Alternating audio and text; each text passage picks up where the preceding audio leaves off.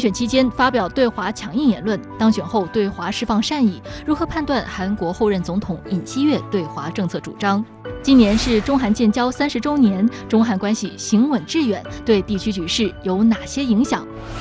不仅仅是经济的关系，因为包括最近东北亚地区或者是朝鲜半岛发生的一些事态，实际上两个国家的领导人有一些密切的交流，也是对于稳定地区局势所做出的积极的努力。应美方要求，尹锡悦赶在拜登入睡前与其通话。外界认为尹锡悦亲美是否准确？一边称朝韩对话大门随时打开，一边将朝鲜试射导弹定性为挑衅。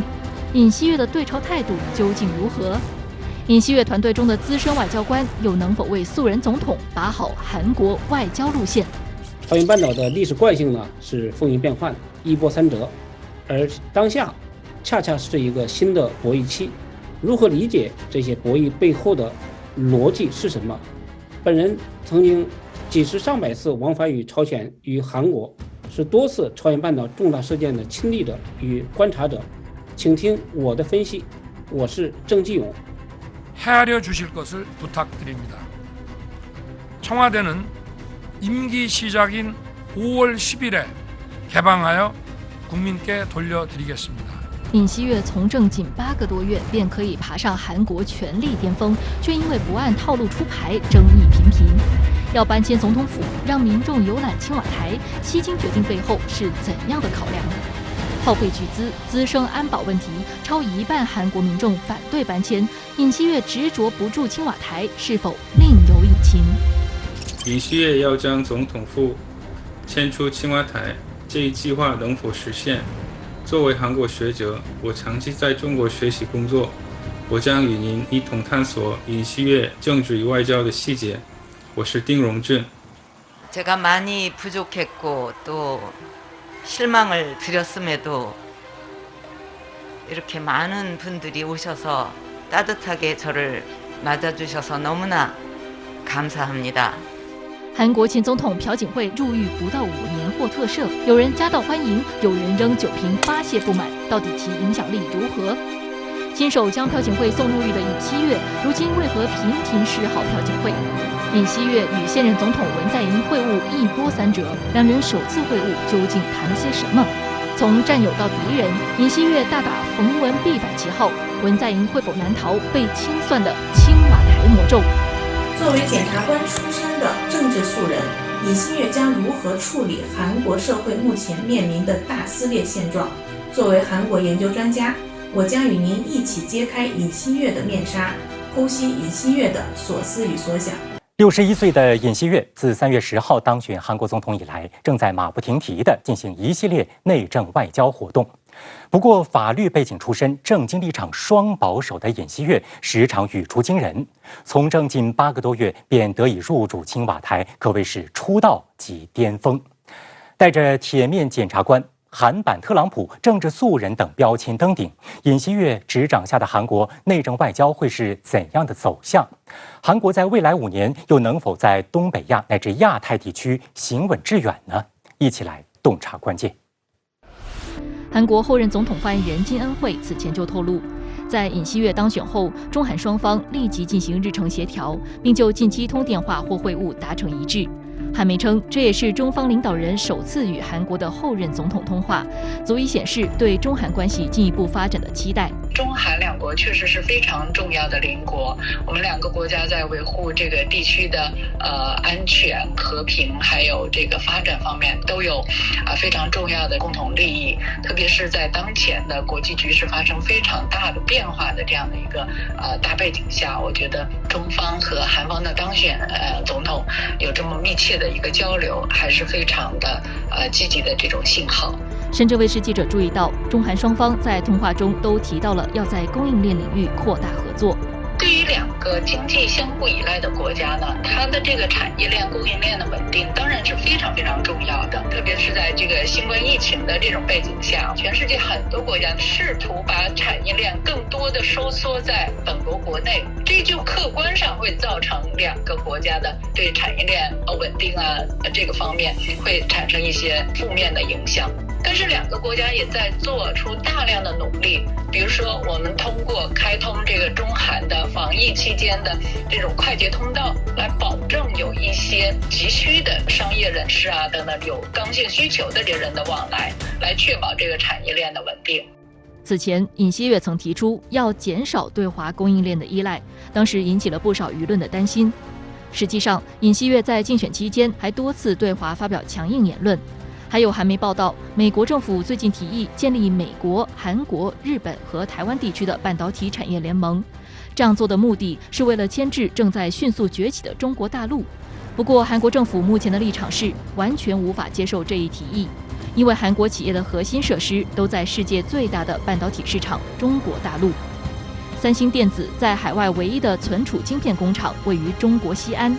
中国社会科学院亚太与全球战略研究院研究员董向荣指出，从尹锡悦当选之后的表态来看，不排除此前的强硬言论有竞选语言的成分。我觉得现在中韩民间呢，确实存在有一些不友好的声音，在竞选的过程当中呢，他各个候选人他可能就会考虑到一些民间的情绪，然后用一些竞选的语言来回应这样的民间的情绪，然后希望能够拉取更多的这种选票。实际上，尹锡悦在当选总统后进行的一系列外事安排颇有考量。在通话顺序上，尹锡悦先与美方通话，而在会见外交官次序上，尹锡悦则首先会见了中国驻韩国大使邢海明。分析指出，这样的安排体现了韩国还是希望在中美间取得平衡。值得注意的是，会见期间，尹锡悦特地提到，韩中建交其实也是国民力量党的前身执政时期的手笔，他的手机里至今保存着建交影像。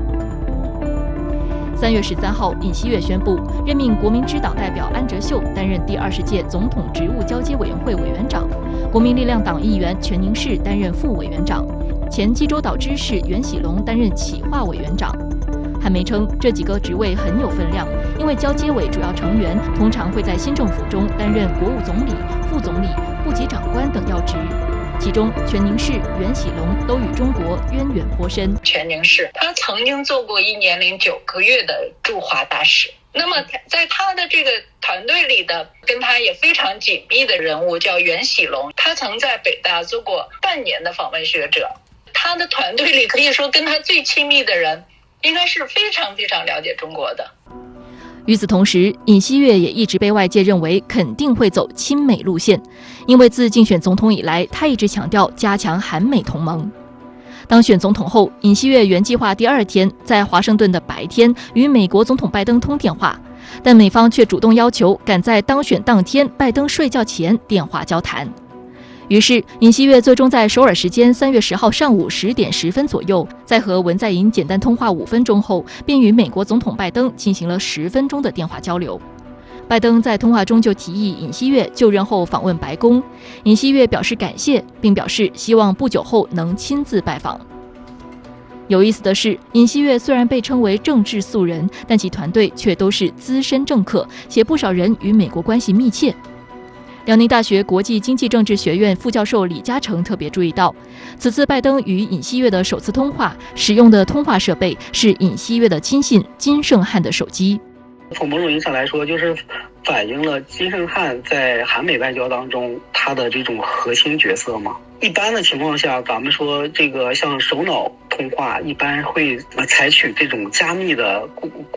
固定电话，但是我们看他这次就是用手机就是直接通话，这反映了这个就是金圣汉我们说也是得到了美方的这种极大的认可和信任。他这个不单单是在学术上有所建树，另一方面我们说他在这个政策实务层面也是得到了尹锡悦的极大的认可。他的这种外交安保理念从某种意义上来说是跟尹锡悦是高度契合的。所以说我们看金圣汉他在尹锡悦的交接委员会当中就是委以重任。那么从某种意义上来说，也会在未来的这个尹锡悦的外交安保路线的制定和实施上，金圣汉会担当主要的领导角色。李嘉诚指出，尹锡悦的总统职务交接委员会有明显的李明博色彩。除了金圣汉、金泰孝曾在李明博政府时期担任要职，还有分科委员、前国防部联合参谋本部副部长李忠燮也曾在李明博时期参与了韩美同盟政策的制定。那么从某种意义上来说，我们看这个尹锡悦政府的对外政策，它有回归李明博政府时期的可能性。像这个李明博时期，首先它的一个最鲜明的外交安保的一个烙印就是亲美。像这些在美国有过旅美这种学历的这些人士，他们在外交安保思想上也是积极的主张这个走亲美路线。比如说这个全面加强韩美同盟，以韩美同盟为轴心，那么这个进一步打造全面战略同盟。另一方面，尹锡悦的对朝政策基调同样备受关注。3月24号，朝鲜发射洲际弹道导弹，尹锡悦在脸书网页上出现了严正警告这样的字眼。对于朝鲜的这次射弹动作，你像文在寅政府只是说这个强烈谴责，这个已经是定调非常高了，但是呢，我们看尹锡悦阵营是进一步的拔高将朝鲜的这次射弹定性为军事挑衅。尽管在5年中，文在寅政府对朝外交这个开展了一系列的首脑外交，但实际上我们说取得的这个有限的成果，都已经被这个葬送掉了。那么未来尹锡悦政权上台之后呢，他的对朝外交是更为强硬。这一点是确定的。那朝鲜方面呢，我们是以超强硬对强硬，所以说未来这个南北的这个关系是不容乐观的。李嘉诚注意到，此次担任总统职务交接委员会外交安保分科干事的金泰孝或将在对朝外交中起到重要作用。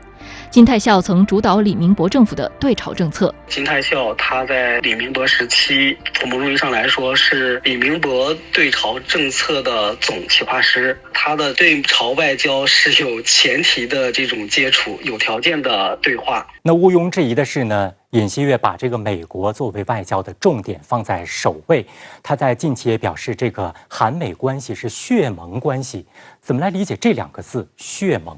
我们都知道血盟一词顾名思义就是用鲜血凝成的同盟，是同盟关系中比较高级的一个形式。1953年7月朝鲜战争停战之后，美韩两国随即签订了美韩共同防御条约。那这一个条约的签订呢，被2个国家视作是2个国家血盟关系开始。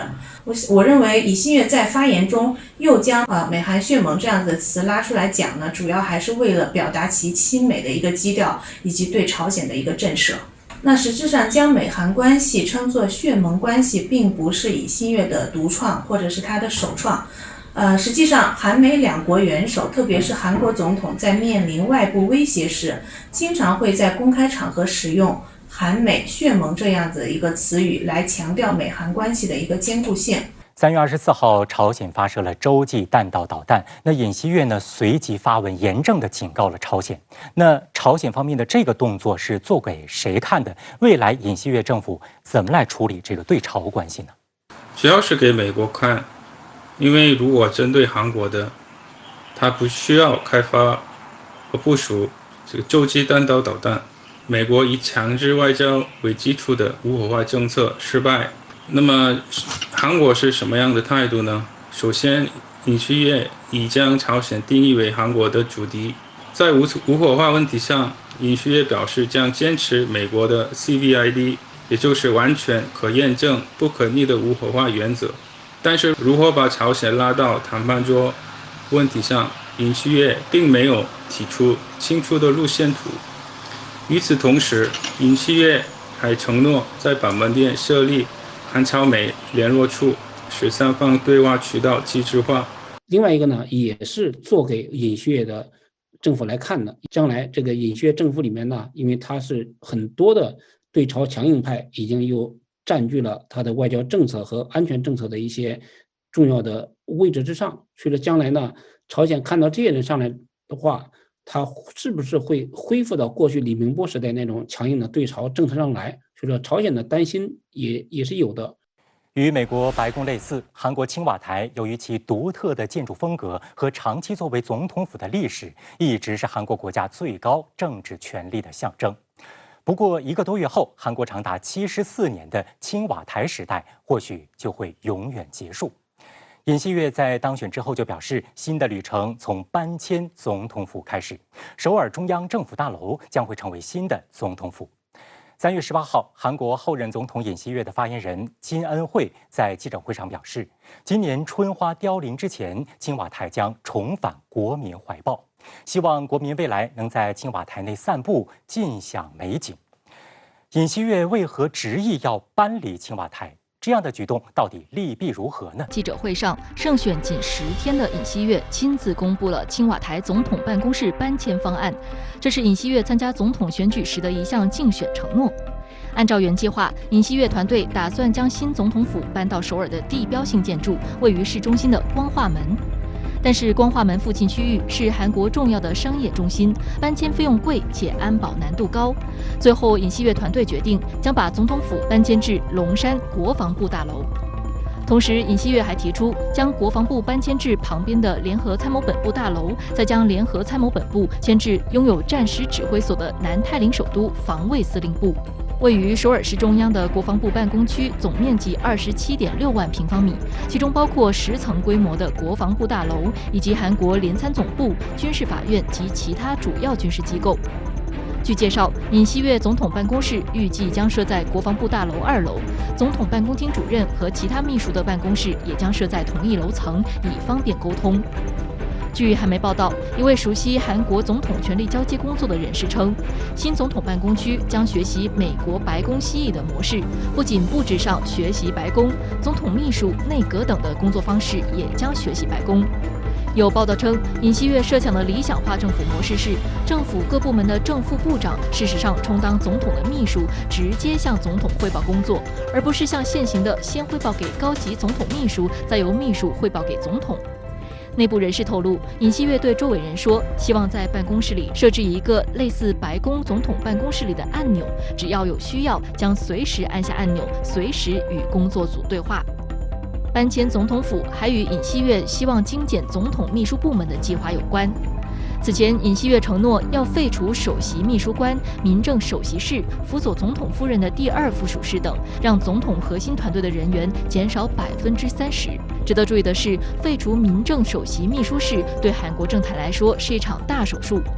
总统秘书室从室长、首席秘书、秘书、行政官及一般人员、秘书室长和各部长官同一级别，全权负责秘书室的日常事务，与总统关系密切。接下来的是首席秘书官，是各个领域的专业人才，分别有政务、民政、社会、外交安保、宣传、经济、福祉、教育文化首席秘书，共8个席位。这些总统核心幕僚团队的秘书室直接向总统汇报工作，拥有参与决策、安排重要活动、起草文稿、公文运转、信息搜集等职权。其中，民政秘书室的权力尤其大。卢武铉政府时期的民政首席秘书官曾由现任总统文在寅担任，可见其重要性。韩国文字上的民政，政治的政，跟那个民情这个国情的情是发音是一样的。实际上，这个民政的本来目的呢，考察民情给总统执行的一个主要是。那考察民情变成了不只是调查一些人，然后呢调查权力机构，然后他可以动员全部的司法这个机构、权力机构，包括安全这个系统、法务系统，然后呢税务系统，可以他来这个控制的。所以呢，他这个8个这个首席秘书当中，他权力最大。不过，民政首席秘书办公室也是最容易出现腐败的地方。韩国历史上该职位经多次撤销、恢复，也有不少人因腐败下台。尹锡悦之所以要撤掉民政首席秘书室，还牵扯到一宗他与文在寅的私人恩怨。文在寅执政期间，曾将这一要职委任于前法务部长文在寅一手提拔的心腹人物曹国。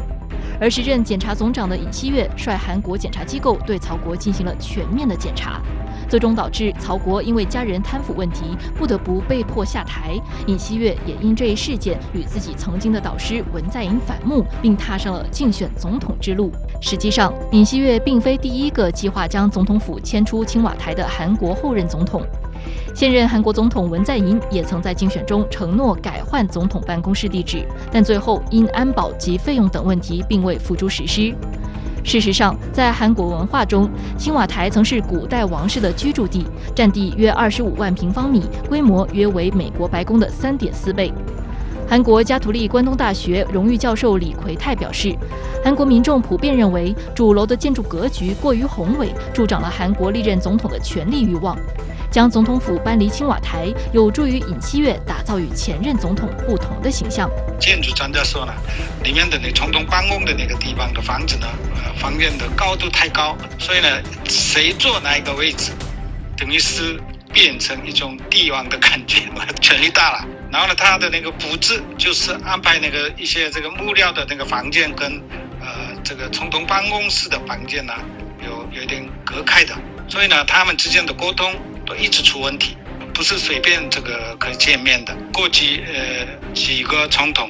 包括朴槿惠的前面的几位总统的这个下场都不好嘛。下场不好的原因，他们权力运作当中啊有些问题，而且被批评为这个帝王式的总统。然而，尹锡悦当选后仓促决定搬迁总统办公室，还是遭遇到了不少的反对声音。不仅是国民舆论，就连国民力量党内部也有人认为是操之过急。去年底，尹锡悦及其妻子金建熙曾深陷迷信风水争议事件。金建熙在与一名记者的通话中提到，倒是建议把迎宾馆从青瓦台搬出去。如今，该对话再次被拿出来炒作。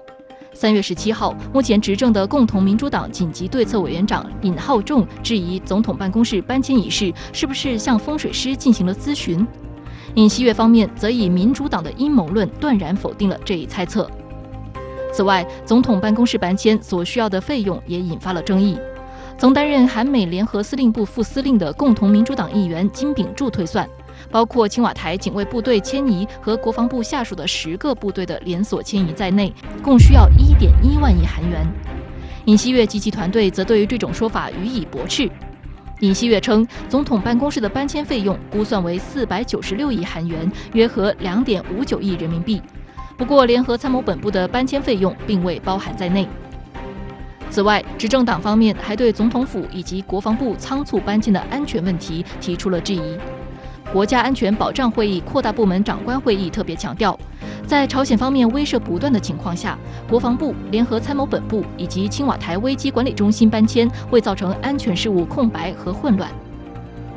在韩国总统府官网上，截至3月30号，已有近50万人请愿反对尹锡悦将总统府迁至国防部大楼。此次事件对于尹锡悦的民调支持率也造成了影响。韩国民调机构韩国盖洛普25号发布的一份调查结果显示，55%的韩国民众看好尹锡悦施政前景，远低于历届总统的80%上下。就要明白，这个是韩国的政治游戏了。因为6月1号要韩国的地方首长跟地方议员的选举，这一次这个文在寅的执政党就是总统选举当中失败了。现在执政党文在寅这一派呢，到地方首长选举不能再失败，所以呢，一定要把尹锡悦的形象要给他否定的影响给他老百姓看的。所以呢，这反对是为了反对而就是反对的。鉴于各方阻力，尹锡悦团队表示，如无法在就职当天入住新办公地点，尹锡悦可能会暂时在位于首尔市中路区的总统职务交接委员会办公室开始工作。他的团队再次强调，将兑现从就职日0时起对公众全面开放青瓦台的承诺。近期这个韩国后任总统尹锡悦在内政方面也点起了几把火，当中的争议最大的就是总统府的搬迁。我们也看到了有几十万的韩国民众都请愿不让搬。郑先生，以您在韩国的观察，韩国民众对这件事到底是怎么看的呢？包括韩国国内包括政界很多人呢就认为，他这个要搬迁总统的办公地点来讲呢，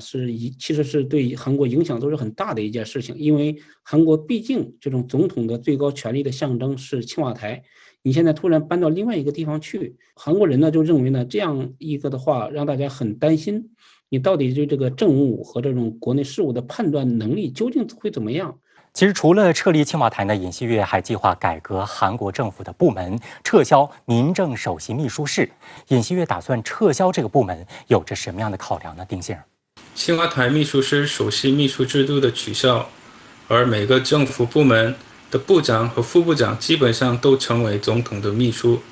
因为他们认为目前部长和副部长向总统首席秘书官报告，随后首席秘书官又向总统报告的结构效率偏低。这一个职位呢，集中了司法、人事监察等权限。民政首席官呢，也经常借助合法的名义来肃清政敌或者肃清反对党派，甚至呢，打着调查民情的旗号来调查国民的个人信息和隐私。那尹锡悦竞选的承诺之一就是要使国政运营的方式大转型，撤除这样子的一个集权的部门呢，正是其大刀阔斧启动政治改革工作的一个开始。目前呢，在韩国国会的300个议席当中呢，共同民主党是占席172位，而尹锡悦所在的这个国民力量党是106位。面对这种朝小野大的局面，未来会对尹锡悦的执政产生什么影响？郑先生，尹锡悦这个总统呢，在韩国人看来，他只是半个总统而已。国会里面，你不占优的话，也意味着总统并不见得能够做很多事情，特别是在人事的任命上，像国务总理还有很多的部长都要国会来通过。现在在6月份的时候，韩国还面临着地方选举的一个问题。你当选了总统，你可以在中央政府里面可以占有很多的一些这个职位，但是呢，如果地方上你没有完全的去掌控的话，这对他的执政来讲也是很难。我们看到近期的这个韩国民调呢，显示尹锡悦的支持率出现了一个下滑的趋势，现在是跌到了55%，远远低于这个后任总统80%这样一个数值。为什么会出现这样的情况？丁先生，尹锡悦确实是素人总统，在国政运营中却没有积累了足够的经验。那么当前紧迫的经济问题、就业问题、外交安全问题、社会福利、房地产、科技等第4次工业革命时代的国家发展战略等问题，似乎完全需要依赖他人的专业性。这与担任现代 CEO、曾任首尔市长的李明博、曾任国会议员和党代表的朴槿惠、曾任海洋水产部长的卢武铉、曾任总统秘书室长的文在寅等形成了鲜明的对比。因此，对于检察总长辞职1年后成为总统的尹锡悦的期待感与他们不同，是很正常的。3月24号上午，韩国前总统朴槿惠从三星首尔医院出院，回到了政治故乡大邱。时隔5年，在公众面前亮相。同日，身为后任总统的尹锡悦表示，计划近期拜访朴槿惠，并邀请其出席定于5月10号举行的总统就职典礼。2016年，朴槿惠亲信干政门事件爆发，正是时任特别检察组组长的尹锡悦亲手将朴槿惠送进监狱。如今尹锡悦高调示好，究竟为何？尹锡悦对自己亲手送进监狱的李明博也表示了强烈的同情。那么，尹锡悦会如何对待自己的前任文在寅？韩国新旧政权间的纠葛又会否进一步激化呢？一起来洞察关键。3月24号上午，朴槿惠从三星首尔医院出院。当天，医院门口除了媒体记者和安保人员之外，还有大批朴槿惠的支持者。朴槿惠看起来心情不错，并在现场接受了记者的简短采访。 현재건강상태어떠신가요? 많이 회복됐습니다. 국민 여러분께 5년 만에 인사를 드리게 됐습니다. 相比医院门口的大阵仗，朴槿惠位于大邱市达成郡的新家门外则更加热闹。其支持者送去了100多个花环，还竖起了朴槿惠造型的人形立牌。 달성으로 돌아갈 날을 생각하며 견뎌냈습니다. 然而，讲话刚开始没多久，现场发生了一个插曲。一名40多岁的中年男子突然将手中的酒瓶向朴槿惠的方向砸去，散落的玻璃渣距离朴槿惠仅有2米之遥。保镖随即打开黑色挡板，将朴槿惠团团围住。从现场画面来看，朴槿惠没有受伤。稍作停顿后，他继续面带微笑发表讲话。 제가 많이 부족했고 또 실망을 드렸음에도 이렇게 많은 분들이 오셔서 따뜻하게 저를 맞아주셔서 너무나 감사합니다. 对于朴槿惠刚出院便在1天内发表2次讲话，有观察指出，这并非巧合，不排除有通过第1次讲话看民众反应，再决定第2次讲话内容的意味。尤其在大邱地方选举将于今年6月举行的背景下，朴槿惠未来的动向值得注意。因为朴槿惠与大邱有不解之缘，他在那里出生，并在当地多次当选国会议员。若他发出政治相关言论，可能对地方选举会有相当的影响力。此前，朴槿惠律师柳荣夏在出席电视节目时曾谈及朴槿惠会不会重返政坛这一问题，他给出了一个隐晦的答案：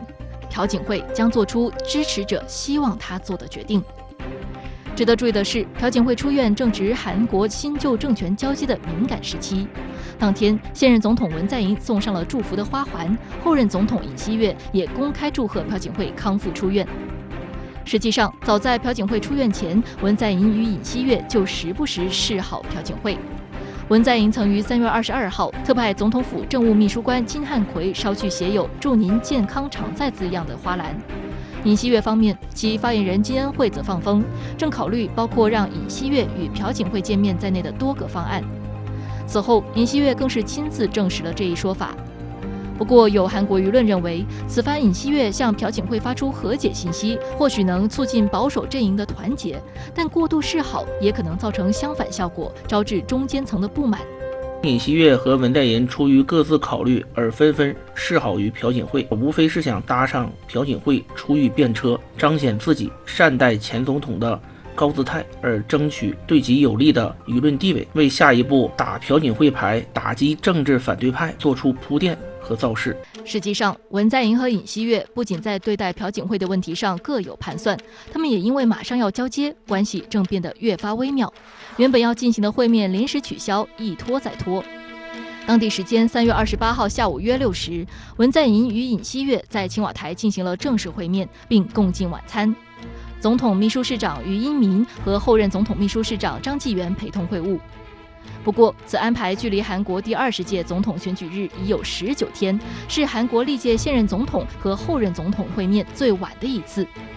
据韩媒报道，在长约2小时51分钟的会面过程中，双方就防疫、提振经济、编制补充预算等多方面问题进行了开诚布公的讨论。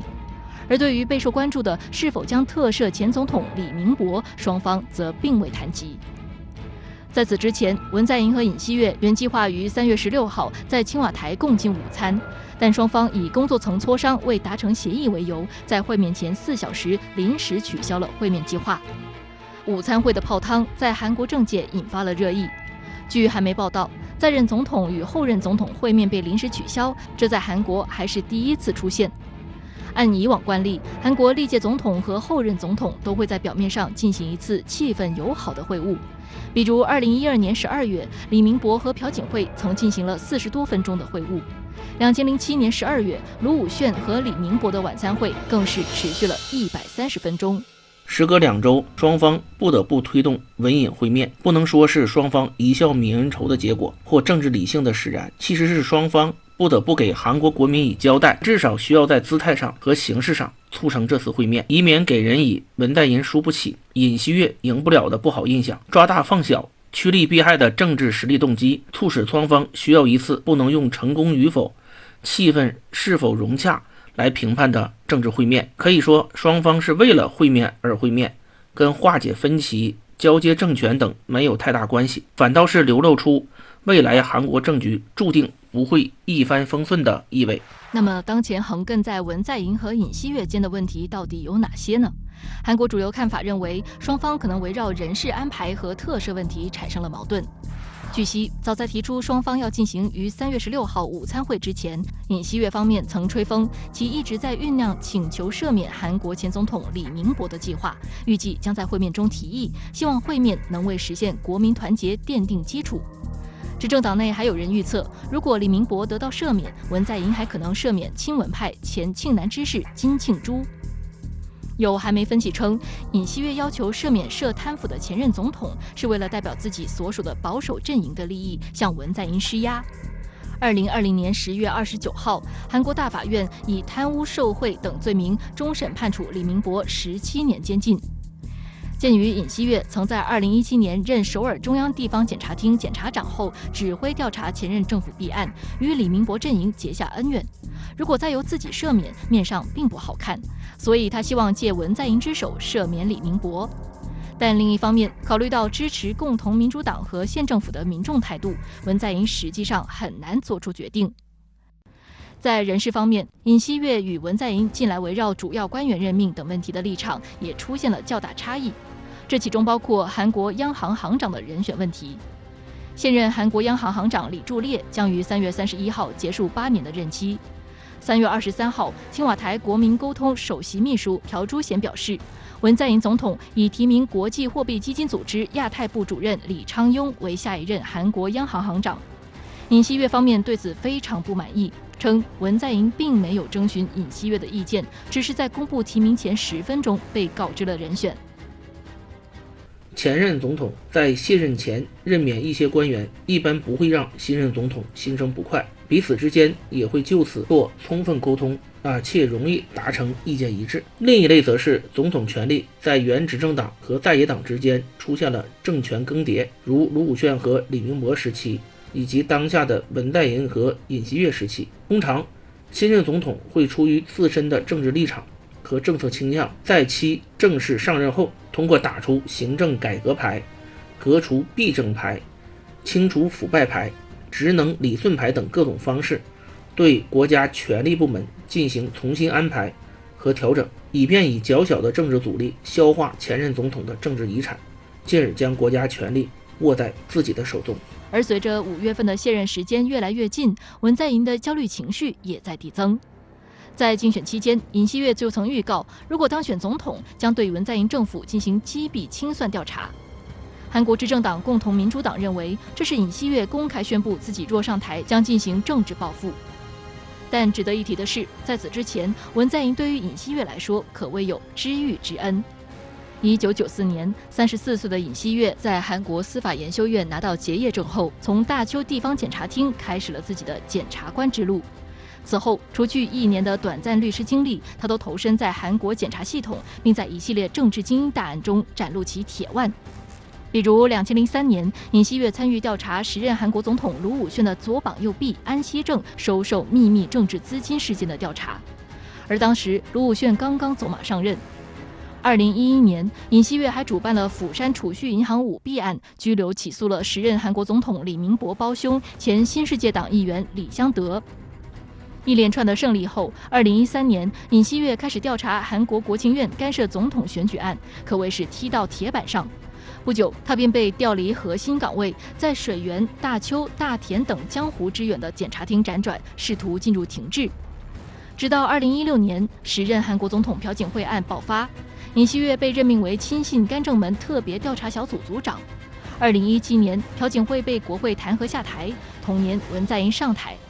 出于赏识，文在寅破格将尹锡悦带入权力中枢，并任命尹锡悦为首尔中央地方检察厅长。2年后，2019年，尹锡悦升任检察总长，成为清算击毙的领军人物，将李明博、朴槿惠2位前总统送进监狱，被称为总统杀手。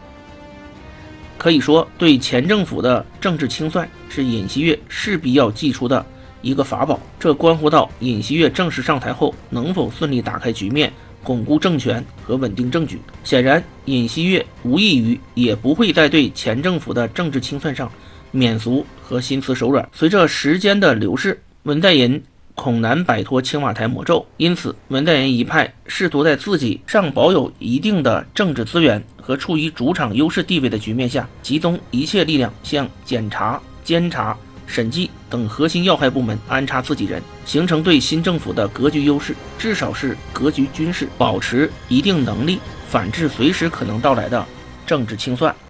3月24号，韩国前总统朴槿惠在接受4个月的治疗之后出院。那后任总统尹锡悦呢，也是随即送去了祝福，并且考虑择日来拜访朴槿惠。在这样的一个时间节点，尹锡悦的对这个朴槿惠释放出的友好信号，我们应该怎么去解读呢？因为55%的相对较低的就任支持率，因此需要保守势力的全面支持。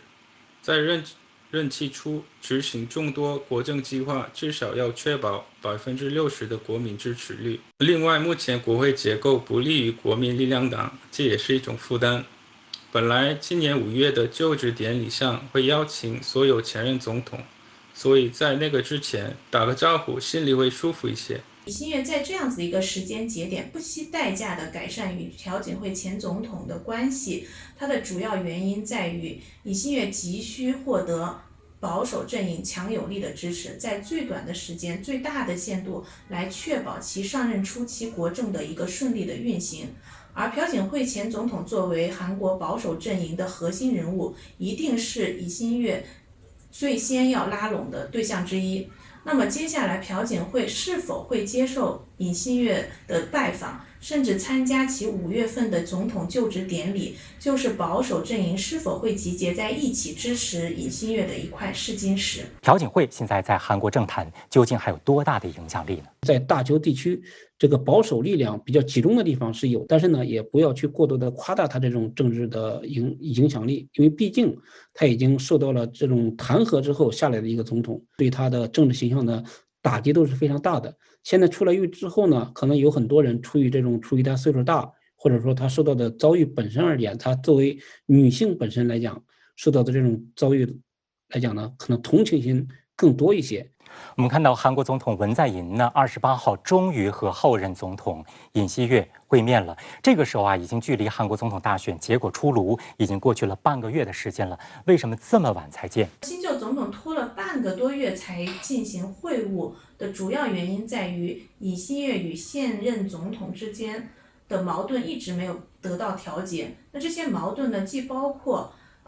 总统府从青瓦台迁到龙山的预算是否能得到落实，也包括文在寅是否能在自己任上的最后时间来赦免李明博前总统，那还包括在政权交替时期韩国央行行长、监察委员等人事上应该如何安排等问题。那这些问题呢，不仅是文在寅和尹锡悦两个人之间的矛盾，更是进步阵营和保守阵营之间的矛盾，协调起来呢是非常需要时间的。那从28号会面的结果来看，两个人都抱着先见一面再说的心理完成了会面，解决了部分矛盾，但有一些矛盾呢可能会长期存在。实际上，韩国政府本轮洗牌造就了数10年来前所未有的一个格局。尹锡悦呢是韩国民主化之后第一位没有国会议政经历的总统，从政仅8个多月就赢得了人生第1场选举，可谓是出道即巅峰啊。那丁先生，根据您的分析，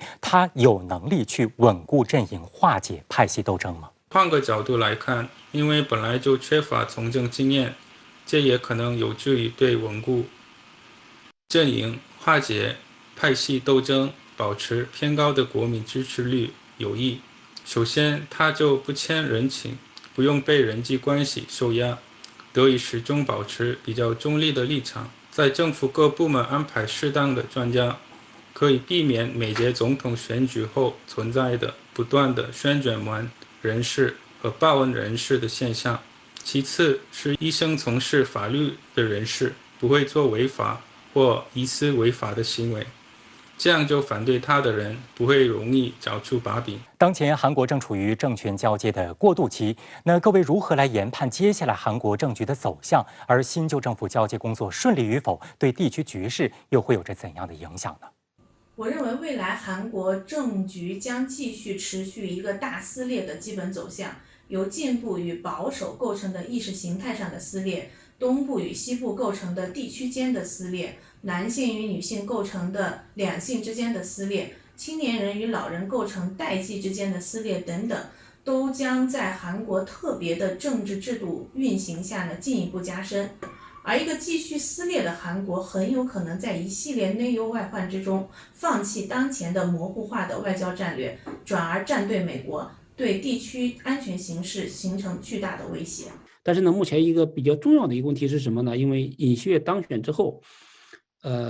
国民政党内部来讲，这种争权夺利，因为大家都是觉得自己在选举过程当中出力最多，所以说要得到相应的回报。但是呢，这种东西呢，可能会造成国民政党内部的这种矛盾会越来越大。同样呢，对民主党和对一些重要的政治人物进行报复，也会影响到韩国国会里面这种政党之间的相互激烈的争斗。这样一些混乱的局面延续下去呢，可能对政策的出台会滞后，包括一些外交政策、安全政策，它会延续到这些都尘埃落定之后才能出来。而且呢，这种对将来会不会外溢到中韩关系、日韩关系和美韩关系？特别重要的是朝韩关系来讲，这个都是会非常大的。所以说，将来的局势来讲呢，应该说这种消极的东西更多一些，或者说将来这种局势出现这种新的一些变化的这种征兆是越来越多了。